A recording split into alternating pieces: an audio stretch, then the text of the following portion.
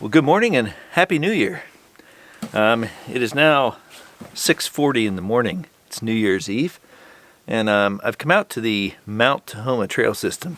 This is actually the upper snow park, and we're about an hour before sunrise. This is a ski trail system that's just outside of the town of Ashford, Washington. Because of the government shutdown, I'm not able to get up to Paradise. At least I wasn't, or people weren't able to get up there because of the snow removal and the government shutdown. So that's unfortunate, but it's my first time up here. So I've come up for sunrise. I brought the skis with me this morning. So this is, as I said, a ski trail system. And I'm going to make my way up. There's a series of huts that you can actually rent. I'll actually link to the trail system's website here if you want to take a look. But I'm going to get my stuff together, get my skis and get my climbing skins on, and I'm going to head up the road and see what's up ahead, and hopefully catch some sunrise.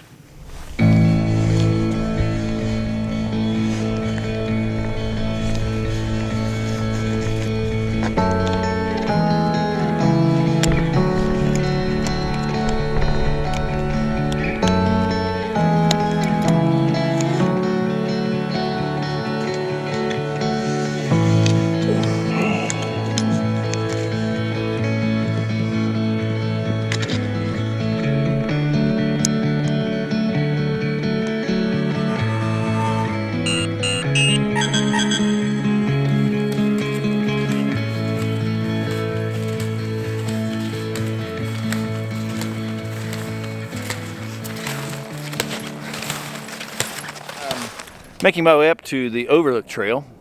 It's a little overgrown, actually. You can see behind me. Also, I think I've missed the best light. So when I looked last night online, it was my understanding that the road was open up until the upper snow park. But on my way in this morning, I found out that it was the lower snow park, which gave me another 1.5 miles on skis. That's about 45 minutes. So I've watched as the morning color has come and for the most part gone, unfortunately. But hey, it's a great morning to be out in the backcountry, and I guess it's like a 1/4 mile to the end of this Overlook Trail. It's my first time on it, so we'll see what kind of overlook there is.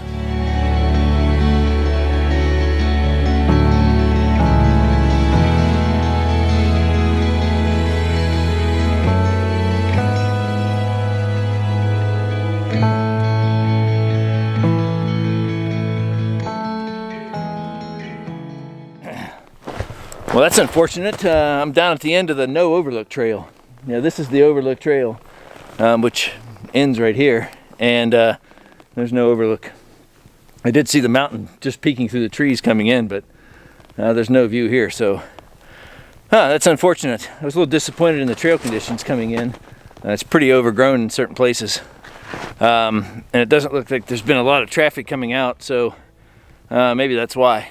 But yeah, no overlook. I'll see what I can find with some morning light while I can, and maybe look for some more intimate compositions in the trees. Unfortunate. So I'm basically back to the upper snow park that I originally thought I was going to park in. And I thought, since I haven't had any opportunity to see any good compositions on the way out, the light is changing a little bit, so if I catch anything, I'll throw it on at the end. But I thought, since this is my first kind of official winter backcountry trip, I would go through some of the things that I brought with me. This is not an overnight trip, obviously, and so I didn't bring any overnight gear with me. I did do a trip last April to Mount Rainier overnight, which I talked about some of the overnight gear that I brought with me. I can link to that here if you want to take a peek. But very quickly, this is my Osprey Exos something Atmos 65 pack, and my f-stop small ICU, and in this ICU I have, believe it or not, my Sony 5D, oh sorry, not 5D Mark IV. My Sony a7R III. I also have two lenses with me today. I have the 24-70 and the 70-300. I have a spare battery. I have a trigger, a remote trigger, an extra towel here just in case, lens cleaning kit, and my Mavic Air drone also fits in this pack with everything. This goes in the bottom of my pack, all the way in the bottom, and the reason I put it in the bottom is I can access it from the top if the pack is empty, but I can also use the sleeping bag compartment at the bottom of the pack to access it from the outside. Since this is a winter trip, I'm always cognizant of avalanche conditions and avalanche danger. You'll notice when I was leaving this morning, I turned on my avalanche beacon, and you can see that I'm wearing that here. This is a backcountry access tracker 3. There are many avalanche beacon manufacturers: Ordervox, Peeps, Mammut, and they're all excellent quality. They transmit on a global standard, and if you have a modern beacon that's been purchased in the last, say, 15 or 20 years, they're all standard international frequencies, so they're the same worldwide.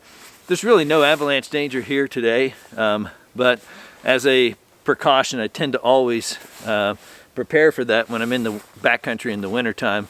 The avalanche danger in this area is low because of the snowpack and because of the elevation that we're at. There's essentially no danger. But some standard avalanche gear that I bring with me. This is a probe that can be used in a rescue situation. And just because you're not traveling in avalanche terrain doesn't mean that you might get called on, or you won't get called on to help with someone else that's in trouble. That's the reason you have the beacon. All beacons are both send and receive, and so I can turn mine to receive, and I can pick up anybody else's beacon worldwide. So Avalanche Probe, that's a 240 centimeter probe that is used in searching and avalanche rescue. I also, anytime I'm in the backcountry in the wintertime, I bring a shovel. This is also a backcountry access, very lightweight aluminum shovel. I like metal blades as opposed to plastic, especially in the Cascades, where we do get rain on the snowpack from time to time in the winter, which creates a very icy crust that's difficult sometimes for plastic blade shovels, but you can buy them, and they are a little more lightweight. So this is a backcountry access shovel, and this is the telescoping handle. I stick the handle inside the pack, and I keep the blade on the outside stash pocket in the center. As for clothing, these are my filters, but as for clothing, since this is just a day trip, I brought a neck gaiter, insulation layer. This is a down jacket. I'm wearing my shell pants, but I also have a Gore-Tex shell jacket. This is a soft shell, so this is a hard shell Gore-Tex jacket.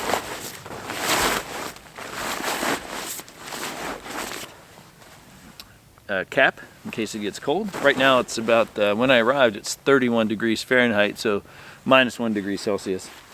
And that's it. Basically, for a day trip, it's just some basic avalanche gear as well as some extra clothing. I do have a Nalgene water bottle here. I also have a thermos that I carry with me that has some tea that I'll actually have right now before I head down. But yeah, that about does it. I hope that helps understand what I take with me on a very simple day trip into the backcountry in the wintertime. I hope you enjoyed the video. Sorry there weren't any pictures, but I just didn't find any compositions on the way out. It's still really dark in the trees, although, as I mentioned when I got here, there is some light that's starting to hit the top of the trees as the sun comes higher and higher on the horizon. So if I get any pictures on the way out, or if I see any compositions that I stop and take, I'll be sure to add them on at the end of the video. I'd like to thank you for watching, and I'll see you next time.